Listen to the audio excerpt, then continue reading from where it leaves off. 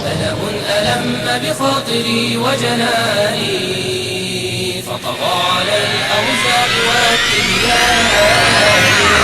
ألم ألم بخاطري وجناني فطغى على الأوزان والتبيان. يا لائمي عذرا لتكرار البكاء فاسمع مقالي واقتسم أحزاني. يا لائمي عذرا لتكرار البكاء فاسمع مقالي واقتسم أحزاني. رحل الهزابر عن الحياة مفارقا دنياه لم يركن لعين. الله أكبر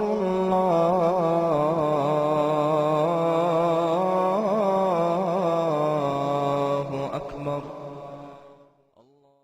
يا إله الكون قد أسلمت لك.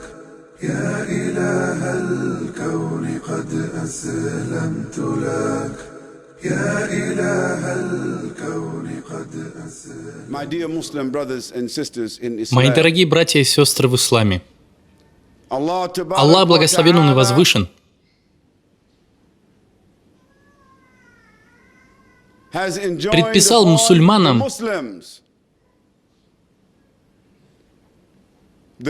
лучшую манеру поведения. Он напомнил нам, когда Он сказал своему посланнику, да благословит его Аллах и приветствует: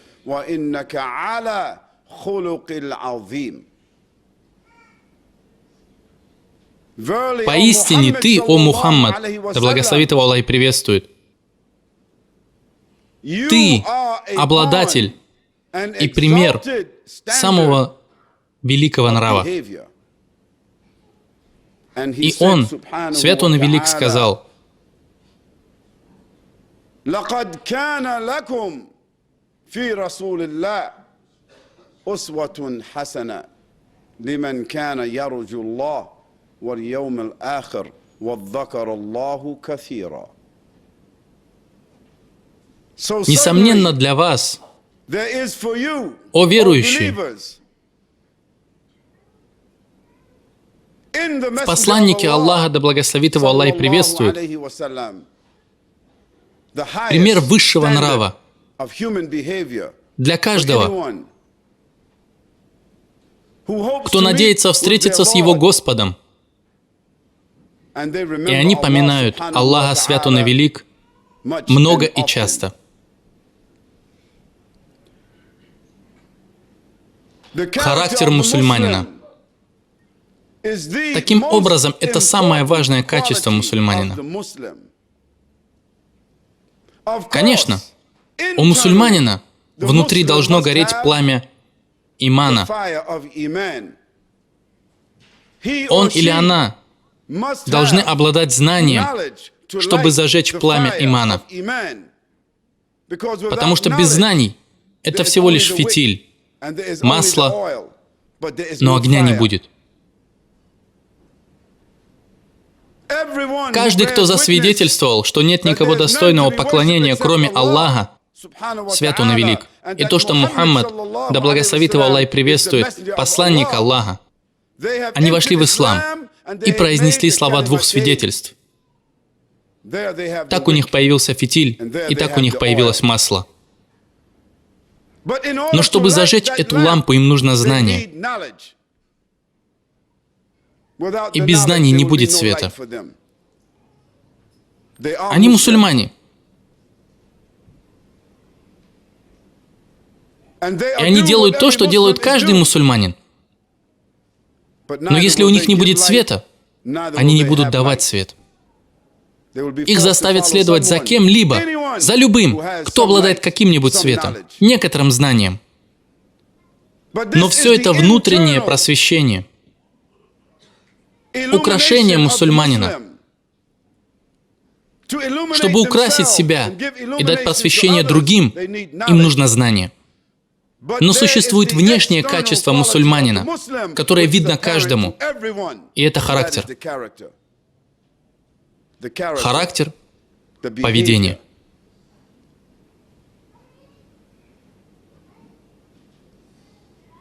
Самой высшей формой послания пророка, да благословит его Аллах приветствует, был его характер и его воздействие на других людей. Как он говорил с ними, как он сидел с ними, как он ходил, как он разговаривал, как он одевался, как он ел, как он смотрел, то, как он ложился, когда он ел, как он пил, как он все это делал. Когда он гневался, как он контролировал себя. Когда он был счастлив, как он контролировал даже свои счастливые эмоции. Как он вел себя со своими соседями, как он вел себя с детьми, как он вел себя с женой, как он вел себя со своими врагами, как он носил новую одежду, как он вел себя, когда давал подарки, когда получал подарки, какой у него был этикет, даже когда он думал. Все это является жемчужиной пророческой миссии. И это доказательство всему миру, которое задокументировано в истории, даже если они не понимают природу послания. Даже если они не понимают природу откровения, даже если они не понимают природу достоверности его слов, даже если они не понимают природу толкования Корана, они, именно они, люди из числа немусульман, являются теми, кто задокументировал все это для всего мира, таким образом продемонстрировав характер пророка, да благословит его Аллах и приветствует. Потому что это было настолько очевидным, настолько ясным, как солнце в небе. То, что является солнцем в небе здесь, в Австралии, это же является солнцем и в Нью-Йорке. И эффект, который оказывает солнце, одинаков по всему миру. Поэтому Аллах Свят Он и Велик сказал: «Поистине ты, о Мухаммад, великого нрава». Когда Аллах Свят Он и Велик говорит, что пророк был создан, да благословит его Аллах и приветствует, и он был великого нрава, это значит, что не было никого, кто превосходил бы его своими нравами. И когда он говорит, это значит, несомненно, Аллах говорит, определенно, несомненно, без сомнений. Для вас, посланники Аллаха, да благословит его Аллах приветствует, был наилучший пример. Так что если вы будете подражать ему, у вас также будет высокий нрав. Характер мусульманина – это, возможно, один из самых важных компонентов мусульманина. Вообще не важно, что он или она говорит. Не важно, во что он или она одета. Не важно, откуда они приехали. Кем являлись их родители или их деды и прадеды. Неважно, в какой они стране живут. И если на то пошло, неважно даже, живут ли они рядом с Каабой. Это вообще не важно. Важен именно характер. Их характер. Потому что характер – это конечный фрукт. Характер – это конечный плод. И если фрукт несет горькие плоды, если дерево несет горькие плоды, то абсолютно неважно, насколько оно красиво. Именно плод аннулирует красоту этого дерева. Неважно, кто этот мусульманин, как много у него знаний, именно плоды отторгают все это. Во всем мире любят сладкие фрукты. И неважно, из какой они страны. Главное, что они очень сладкие, очень вкусные, очень приятные. Мусульманам нужно украсить себя, осветить себя, дополнить себя. Дополнить чем? Хорошими знаниями, чтобы укрепить свой нрав. Им нужно дополнить себя прямотой и честностью. Почему? Потому что прямота и честность – это очень ясные слова. Аллах Свят Он и Велик говорит: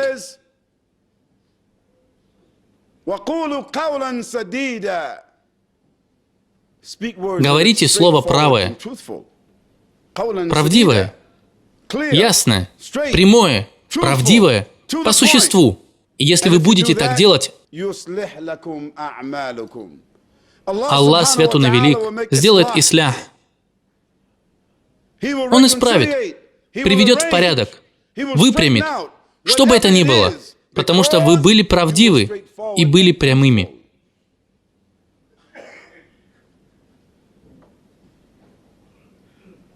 Характер мусульманина должен быть надежным, заслуживающим доверия. Надежным, то есть это когда он говорит то, что делает, а то, что делает, он делает наилучшим образом. Это репутация характера мусульманина. Мусульманин должен иметь хорошие моральные качества, а также обладать хорошим поведением в обществе. Посланник Аллаха, да благословит его Аллах и приветствует, сказал: «Я не пришел как проклинающий, бранящийся, использующий грязные слова». И когда он видит что-то неприятное, также использует грязные слова. Ругаться, выражать недовольство, хулить, порицать даже того, кто заслуживает того, чтобы его отругали. Мусульманин не должен вести себя таким образом. Мусульманин должен хорошо выглядеть и уделять внимание внешнему виду. Когда посланник Аллаха, да благословит его Аллах и приветствует, увидел мужчину с растрепанными волосами, он ему сказал: «Разве ты не знаешь, что такое расческа? Расчешись, приведи себя в порядок». Он говорил нам, чтобы в день Джумуа мы искупались, умастились благовониями, надели лучшую одежду, потому что он хотел, чтобы мусульмане, когда они собирались вместе, от них исходил приятный запах, чтобы они выглядели хорошо.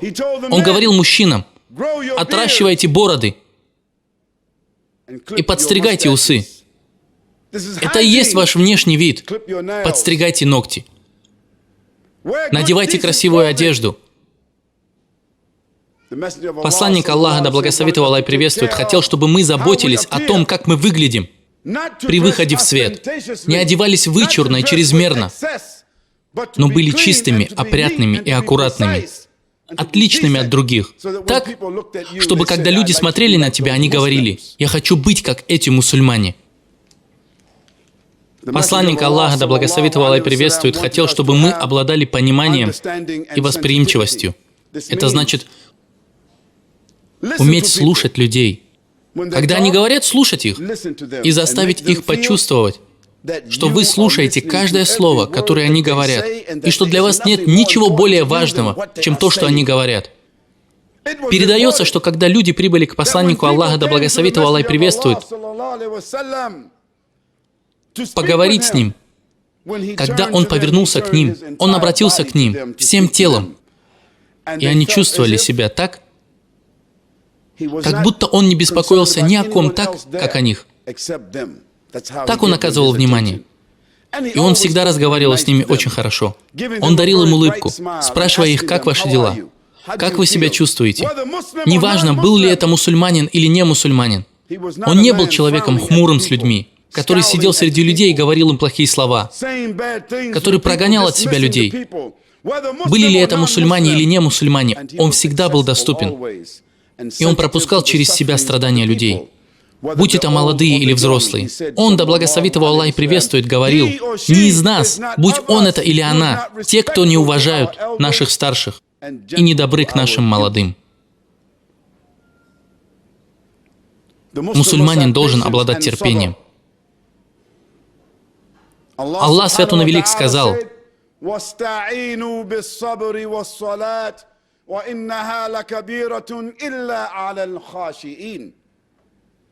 «Обратитесь за помощью к терпению и молитве. Они не трудны для тех, кто обладает смиренностью». Братья, пожалуйста, подвиньтесь вперед. Сделайте немного места для тех, кто только пришел. И не волнуйтесь, вам не нужно оставлять большое пространство между рядами.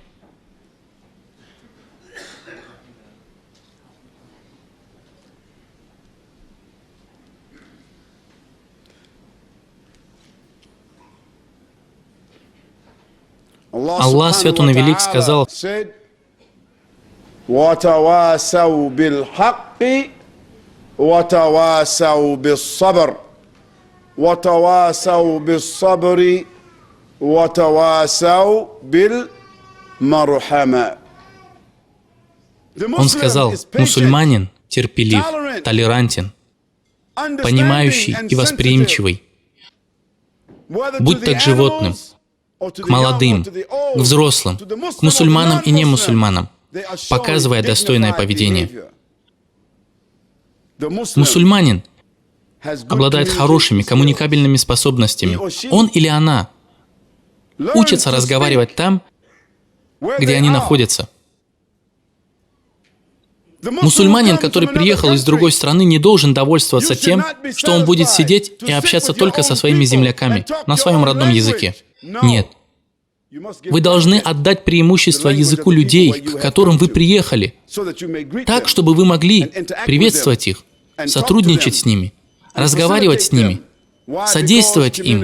Почему? Потому что взаимодействие, сотрудничество – это ключ к сердцам людей. Если вы хотите, чтобы люди любили вас, доверяли вам, переживали за вас, принимали вас, вы должны выучить их язык. Посланник Аллаха, да благословит его Аллах и приветствует, всегда поручал кому-нибудь, чтобы тот выучил язык такого-то народа, чтобы узнал их. У мусульманина должны быть убедительные аргументы и предложения людям. Убедительные аргументы – это не значит кричать. Это не значит сердиться. Это не значит, что вы хотите выиграть в споре. Нет. Это значит, что вы слушаете людей, и после того, что они вам сказали, говорите вы. Хорошо. Это звучит интересно. Но позвольте мне вам кое-что сказать. Так что вы слушаете их и уважаете их, но вы говорите им то, что Аллах Свят Он и Велик сказал. Посмотрите на то, как говорил пророк, да благословит его Аллах и приветствует. Подумайте об этом. Что вы думаете по этому поводу? Хорошо. Послушай, если мы не пришли к согласию сегодня, давай, например, выпьем чаю, увидимся завтра, вернемся к этому разговору, обсудим его в следующий раз. Оставьте их.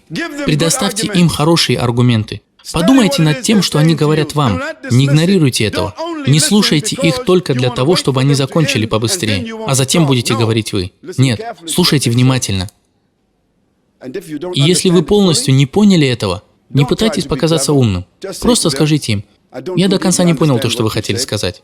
И сегодня у меня нет ответа на то, что вы сказали. Но если будет на то воля Аллаха, то в другой раз я отвечу вам. Как насчет того, чтобы встретиться завтра? Или послезавтра? Можем посидеть где-нибудь вместе. Может, вы придете ко мне в гости. Можете оставить свой номер телефона». Мусульманин должен быть подготовлен к лидерству. Вы не должны работать на немусульман. Годы и годы, как их подчиненный. Зачем? Зачем мусульмане должны подчиняться кафирам? На каком бы то ни было уровне, будь то на улице, будь то в школе. Зачем мы должны годы и годы находиться у них в подчинении? Нет, вы должны обучаться хоть каким-либо навыкам в той области, в которой у вас развиты способности, и вы станете лидером. Создадите свой бизнес, станете основателем, станете боссом, станете президентом, станете председателем, станьте лидером, хотя бы в вашем районе. Вы станете тем, кто утверждает программы по очистке района. Позвольте им обращаться с проблемами к вам. Пусть каждый в вашем районе, мусульманин или не мусульманин, подходит к Абдулле. Вы голодны? У вас проблемы?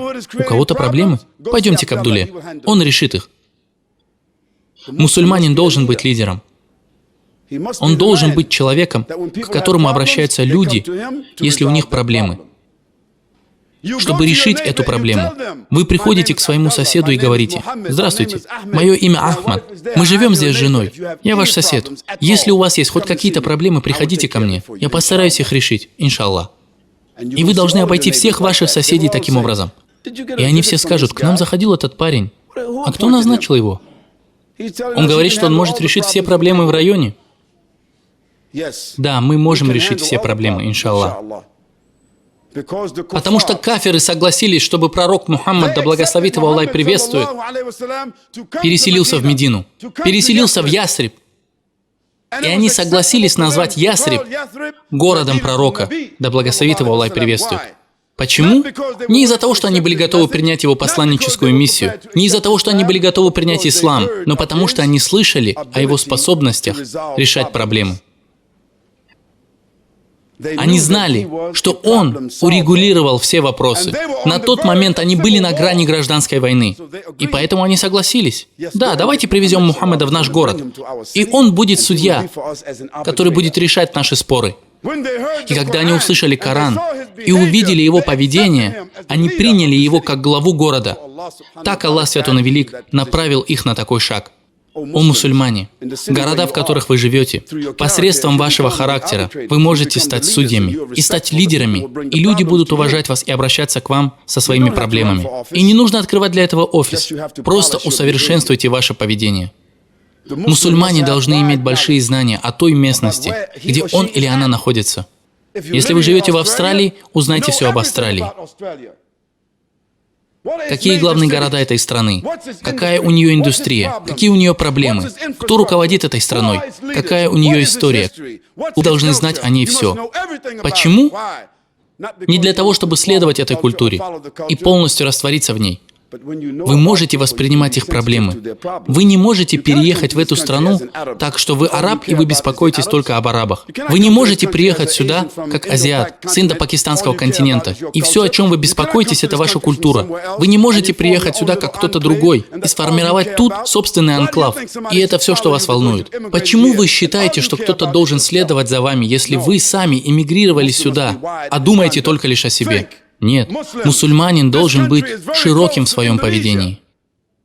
Мусульмане, подумайте, эта страна очень близка к Индонезии. Стране, куда пришли мусульмане, куда пришли арабы. И что случилось? Они выучили их язык, они стали вести с ними дела, они женились на их женщинах, они решали их проблемы, они были добры к ним, и сдержанно же учили их религии. И что сегодня представляет из себя Индонезия?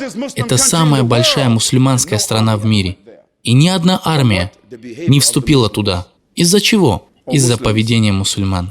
О мусульмане, характер мусульманина – это самый важный его компонент. Нам нужно помнить об этом. Внутри мусульманина его иман и его знания, но снаружи у него характер, который будет виден обществу.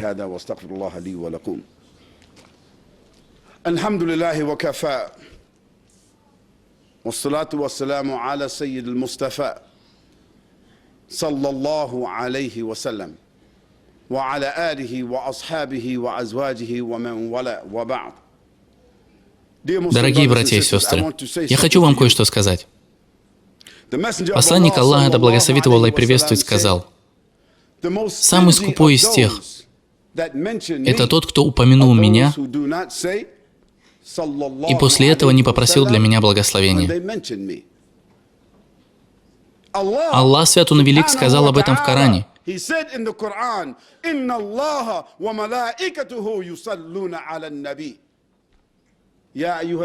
Это Он повелевает вам.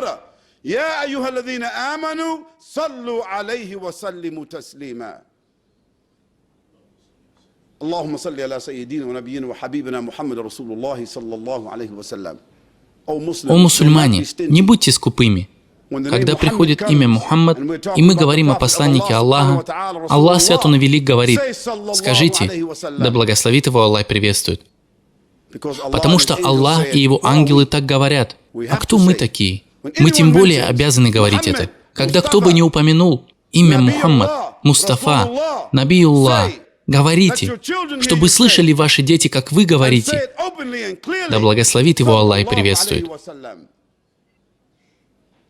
О мусульмане, вероубеждение – это часть характера мусульманина. Следовать вопросам акиды. Что же такое акида? Это понимание, какие у вас должны быть отношения с Аллахом Свят Он и Велик. Это понимание того, что такое таухид. Понимание того, что такое права Аллаха над Его созданиями. А также понимание того, что отличает нас от немусульман. Это не только лишь слова. Это еще и наши мысли об Аллахе, свят Он и велик. Так что мы говорим об Аллахе лишь только то, что Он сам сказал о себе, или лишь только то, что дошло до нас через достоверные хадисы посланника Аллаха, да благословит его Аллах и приветствует, об Аллахе. Характер мусульманина также включает в себя принятие достоверной сунны посланника Аллаха, да благословит его Аллах и приветствует. Также любовь к сунне. Не просто принятие ее, но любовь к сунне. А это два разных понятия. Например, вы говорите кому-нибудь: «Это сунна пророка, да благословит его Аллах и приветствует». Он отвечает: «Да, я знаю это». Это еще не значит, я принимаю это. Это значит, я слышал о ней, но не подчиняюсь ей. Нет. Любовь к сунне. Посланник Аллаха, да благословит его Аллах и приветствует, сказал: «Никто из вас не станет истинно верующим до тех пор, пока я не стану для него дороже, чем его сын и его отец, и все люди». Аллах, свят Он и велик, упомянул в Коране: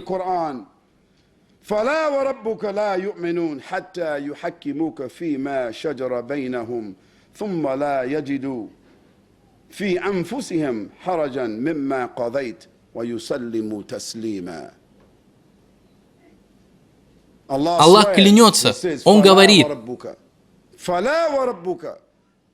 Аллах клянется: «Я клянусь, о Мухаммад, да благословит его Аллах и приветствует, твоим Господом, они никогда не смогут стать истинно верующими до тех пор, пока они не сделают тебя судьей. Между ними во всех делах.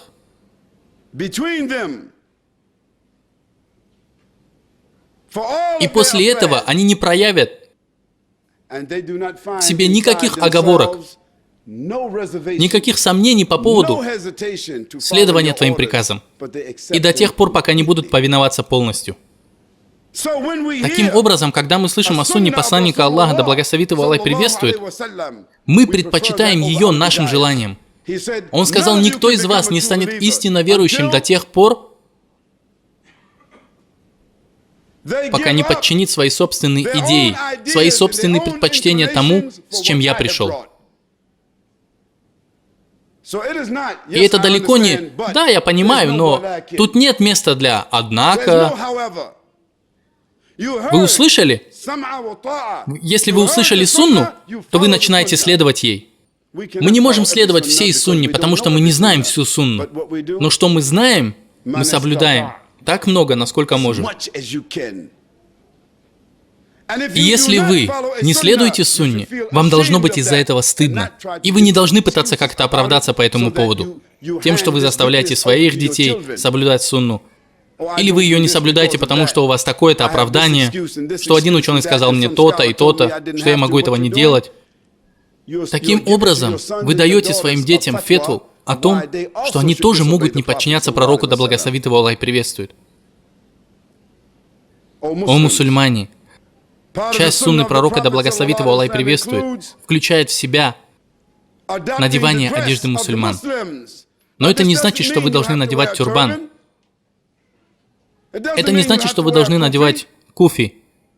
Это не значит, что вам нужно одеваться в саудовскую одежду. Нет. Но это значит, что частью своей одежды вы должны отличаться так, чтобы вас узнавали, как мусульманина. Чем-нибудь, так, чтобы кто-то, кто смотрит на вас, знал, что вы мусульманин, и отличал вас от немусульман. Вы видите, как одеваются немусульмане. Вы должны одеваться так, чтобы хоть как-то отличаться от них. Если вы считаете, что вам нужно носить костюм и галстук, поступайте так. Но если вы надеваете костюм и галстук, но при этом у вас нет бороды или еще каких-то отличительных признаков, так чем бы вы отличались от неверных? Вы носите костюм с галстуком, наденьте куфи. Ты должен надевать что-нибудь, что отличает тебя.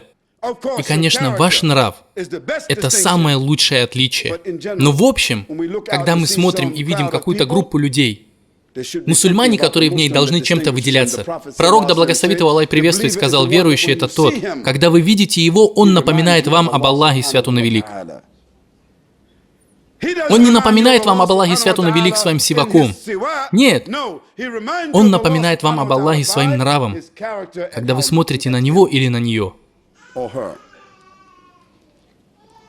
Мы следуем сунне пророка, да благословит его Аллах и приветствует, при украшении наших домов. Наши дома не должны быть похожи на дома кафиров. Вы не должны читать журналы об интерьере, пытаясь сделать свой дом, как у них. Нет! Думайте сами. Постройте свои дома для молитв. Сделайте ваш дом для молитв и для комфорта вашей семьи. Что значит что? Сделайте место для женщин, чтобы мужчины не проходили через это место, чтобы женщины были в безопасности и им было удобно. Вам не нужно обустраивать свои дома так, как у неверных, где мужчины и женщины заходят через одну дверь, сидят и едят вместе. Нет, это образ жизни не мусульман. Обустройте свой дом по сунне пророка, да благословит его Аллах и приветствует. Избавьтесь от чрезмерства. Сделайте его простым. Манера вашей речи. Посланник Аллаха, да благословит его Аллах и приветствует, сказал: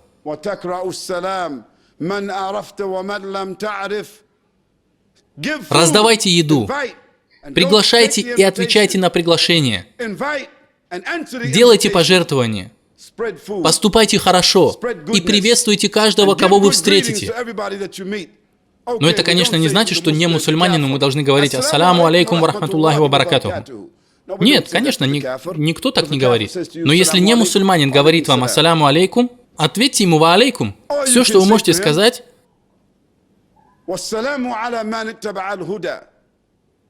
«Мир тому, кто следует руководству». Аллах Свят Он Велик говорит: отвечайте на приветствие как? Равным или лучшим? Так что если не мусульманин говорит вам «Ассаляму алейкум», что вы можете сказать? Вы можете сказать «Ва алейкум». Он говорит вам «Мир вам». Вы не можете ему просто сказать «Мир». Мир — это не какое-то священное слово, которое забронировано только для мусульман. В хадисах нет ничего такого. Мир — это слово безопасности, честности, защиты, чистых намерений. Кто-то говорит вам «Мир вам». Вы не можете сказать ему «Мир». Вы говорите ему «И тебе». Конечно, мы даем мусульманам особое предпочтение, специальное приветствие. Пророк, да благословит его Аллах и приветствует, сказал: «Мир тому, кто следует руководству». В этом случае вы посылаете им мир. Это адаб, это этикет, это хорошие манеры. Вы показываете мудрость пророка, да благословит его Аллах и приветствует. Приветствие и культурный этикет. Вы не должны быть под впечатлением от этой цивилизации, в которой вы живете. Не показывайте им, что они впечатлили вас. Так что вы ходите по центру города и смотрите на все их здания, посещая их музеи, стоя рядом с ними. Вы ходите на их вечеринки, ведете себя за столом так, как они. Вы хотите одеваться, как они. Хотите сделать дизайн своего дома, как это делают они. Вы чувствуете себя зависимыми от них, находясь перед ними, стремясь уступить им, также желая быть, как и они, проводить счастливые моменты вместе. Аллах Свят Он Велик сказал: «Верующие суровы с неверными, не надменны, но строги, и милостивы между собой». Мы же перевернули эти аяты. Мы суровы с нашими братьями-мусульманами, а с неверными мы дружелюбны. Нет и еще раз нет. Мы не берем их себе в друзья. Что значит в друзья? Кто-то может сказать: у меня есть друг не мусульманин. Субханаллах, как он может быть твоим другом? Друг — это значит что-то близкое тебе. Тот, на кого ты можешь полагаться, кому ты можешь доверять. Конечно, нет. Мы не можем полагаться на них. Мы не можем им доверять, кроме как в общих случаях. У меня, например, есть сосед. Иногда он подстригает мой газон. Иногда он может посмотреть за моим домом. Иногда я уезжаю в другое место по делам, и он, мой сосед, говорит мне: если ты оставишь мне ключ, я посмотрю, включена ли сигнализация или что-то подобное. Посмотрю за тем, сделаю это, сделаю то и другое. Однако мы не берем их себе в друзья. Мы не делаем их близкими нам людьми, полагаясь на них, беря у них советы, желая быть вместе с ними, доверяя им, сочетаясь браком вместе с ними. Нет, мы не строим такого рода отношения с ними. Аллах Свят Он Велик сказал: О вы те, которые уверовали, не берите иудеев и христиан, друзья и защитники вместо Аллаха. В другом месте он говорит, вместо верующих. Они друзья и защитники только лишь по отношению друг к другу. Ваши друзья только лишь Аллах, Его посланник и верующие. Мы не полагаемся на их институты и услуги. О мусульмане! Вы посылаете своих жен в больницы. Вы посылаете своих жен в их клиники, и неверующие обследуют их. А нас это не волнует. Вы говорите своим женам, не говори своему брату салам. Тебе нельзя здороваться с братом-мусульманином. Но вот она ловит такси и едет с немусульманином, и он везет ее в больницу. И доктор говорит, итак, миссис Ибрахим, снимайте одежду. И вы не возражаете? Нет, нам нужно иметь собственные больницы. Нам нужно иметь свои школы. Нам нужно иметь свои институты, чтобы нам не пришлось обращаться в институты и школы и больницы неверных, которые будут попирать нас и не уважать нас. Все это требует консолидации нашей экономики, доверия друг к другу. О мусульмане! Мы не должны участвовать в их политической системе. Мы не пытаемся открыть офисы. Мы не хотим стать мэрами Сиднея. Мы не хотим быть депутатами парламента. Мы не хотим вступить в парламентские партии. Мы не хотим присоединиться к ним. Нет, потому что посланник Аллаха, да благословит его Аллах, приветствует, не присоединялся к ним. И никогда не был среди членов их партии. Никогда не поступал так же и Абу Бакр, ни Умар ибн Хаттаб, ни Усман ибн Аффан и ни Али ибн Аби Талиб. Все это пример для нас. Мы имеем дела с ними, но стоим на своих условиях, не подчиняясь их условиям. О мусульмане! Мы не сотрудничаем с ними, не объединяемся с ними в религии. Вся эта идея объединения религий, такого просто нет. Религия перед Аллахом ислам. Не бывает объединения религий. Мы можем сидеть с ними, говорить с ними, сравнивать, говоря, это сказал Аллах Свят Он и Велик. Это сказал посланник Аллаха, да благословит его Аллах и приветствует. И мы можем давать им наставления, слушать то, что говорят они, но мы не смешиваем их религию с нашей, как будто это бутерброд. Чуть-чуть отсюда, чуть-чуть оттуда, хорошее из вашей религии, хорошее из нашей религии, чуть-чуть из иудаизма, чуть-чуть из ислама, чуть-чуть оттуда, чуть-чуть отсюда, немного из язычества, чуть-чуть из буддизма, чуть-чуть из другого. Смешивают все это и называют объединение религий в одну мировую религию, как некоторые мусульмане, которые впали в сильное заблуждение, и они присоединяются к неверным, чтобы сделать эту одну мировую религию. Нет. Аллах Свят Он и Велик говорит, هو الذي أرسل رسوله بالهدى ودين الحق ليظهره على الدين كله ولو كره الكافرون. Он тот, кто отправил своего пророка Мухаммада, да благословит его Аллах и приветствует, с руководством, с Кораном и Сунной, и с истинной религией, с исламом и акидой. Для того, чтобы сделать что? Для того, чтобы превознести ее над всеми остальными религиями, чтобы она победила, чтобы она была ведущей и завоевала другие религии, даже если это ненавистно неверующим. Как вы это сделаете, если вы будете смешивать ислам, делать один сплав с их религиями? Они никогда не будут вас уважать. И Аллах Свят Он и Велик сказал вам, они никогда не будут довольны вами, даже если вы примете их религию. Если вы оставите вашу религию и присоединитесь к ним, они все равно будут не уважать вас. Так что, мусульмане, не делайте этого. Все это часть нашего характера. Это компонент отличия нашей религии от других. Нам нужно показывать людям наши хорошие манеры. Быть хорошими гражданами. Быть миролюбивыми. Быть продуктивными людьми. Прогрессивными людьми. Конкурировать с ними во всем. Все хорошее, что есть в Австралии, берите это и используйте это. Показывайте это. Внесите это в ислам. Ислам берет лучшее от всего и от каждого. Но мы не компрометируем наш ислам. Ни для кого и ни для чего. Это наш характер. Это отличительная черта нашей религии. О мусульмане! Аллах Свят Он и Велик говорит,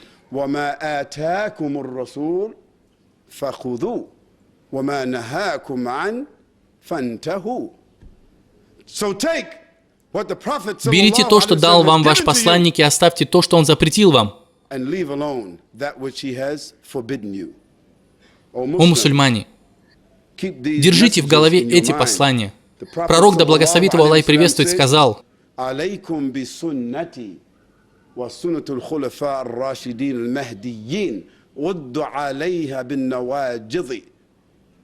на вас лежит следование моей сунне и сунне праведных халифов. Держитесь за них коренными зубами.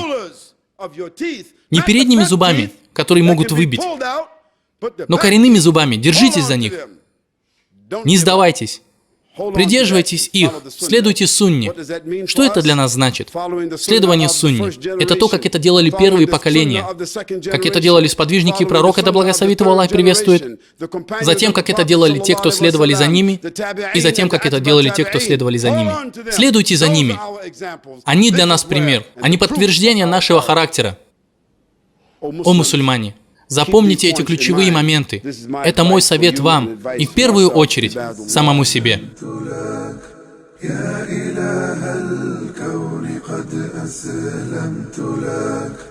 يا إله الكون قد أسلمت لك